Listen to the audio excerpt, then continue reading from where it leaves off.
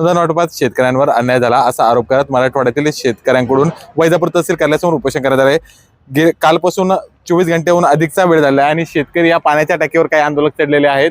एकाची प्रकृती चिंताजनक आहेत आणि या ठिकाणी भेट देण्यासाठी रमेश पाटील आले आहेत। काय सांगाल दादा, शेतकरी 24 घंट्याहून अधिकचा वेळ झालेला आहे, पाण्याच्या टाकीवर चढलेले आहे। हे फार वाईट वाटतं या गोष्टीचं की आज ज्या देशाला कृषी प्रधान म्हणतात त्या तिथं शेतकऱ्यांसाठी म्हणजे उपोषण करावं लागतं किंवा आंदोलन करावं लागतं।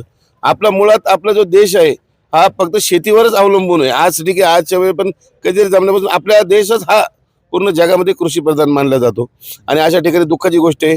आणि माझं या नम्र विनंती आहे आमदार साहेबांना असेल, तसं तर मी आता यांना जराड साहेबांना बोललो, सावंत साहेबांना बोललो, तहसीलदार यांना तिथे दुपारपर्यंत काहीतरी तोडगा काढेल असं बोललेले मला नाही काढलं तर याच्यानंतर आपण तीव्र म्हणजे आंदोलन करू। पण माझी एवढी विनंती आहे की भावांनी वरून खाली यायला पाहिजे आणि आपण चांगल्या पद्धतीने या तहसीलच्या ऑफिसमध्ये एखादं आंदोलन करू असं माझं म्हणणं आहे।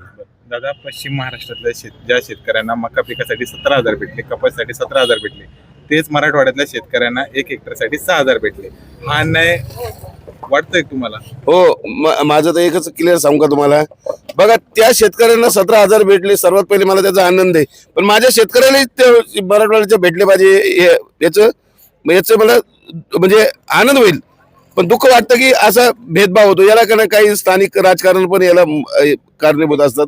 एका ठिकाणी आता आम्ही एका बीडला गेलो होतो, एक सरपंचाने डायरेक्ट मला हे सांगितलं की तो माझ्या गटाचा नाही म्हणून मी त्याचं नाव कट केलं म्हणे। म्हणजे बघा, माझं एक म्हणणं आहे, शेतकरी जगला तर आपण जगणार आहे। राजकीय सरपंच बिरपंच आमदार मंत्री बिमंत्री यांना काय व्हॅल्यू आहे राव? उगाच ते ज्यांचं काम करतात ते 2% जे लोक भोगतात आता कुत्र्यासाठी, त्यांच्यासाठी कार्यकर्ते, बाकी काही नसतं त्या गोष्टी।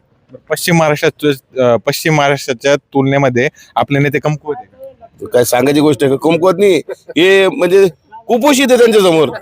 कुपोषित नेते मराठवाड्याचे, पूर्ण मराठवाड्याचे नेते कुपोषित आहे। याच्या थोबाड्यावर राहू नका काय एवढे करोडपती असून सगळे काय बोलू यार आता ह्या विषयी शेतकऱ्यांना काय आव्हान करणार? म्हणजे हेच म्हणणार की स्वतःच्या जीवाची काळजी घ्या। म्हणजे जवान आणि किसान हा फार महत्वाचा आहे देशासाठी। यांनी माझी विनंती केली त्यांना की बाबा तुम्ही खाली या, आपण वेगळ्या प्रकारे आंदोलन करू। इथं काही झालं वगैरे ना तर अवघड होऊन जाईल। नक्कीच ते हे होते रमेश पाटील। त्यांनी शेतकऱ्यांना आव्हान केलंय की आपल्या जीवाचं काही बरं वाईट होऊ नये म्हणून त्यांनी खाली यावं असं आव्हान त्यांच्याकडून करण्यात आलंय। यासोबतच लोकप्रतिनिधींवर त्यांनी कडाडून टीका केली आहे। गौरव धामणे, मराठी पत्र, वैजापूर।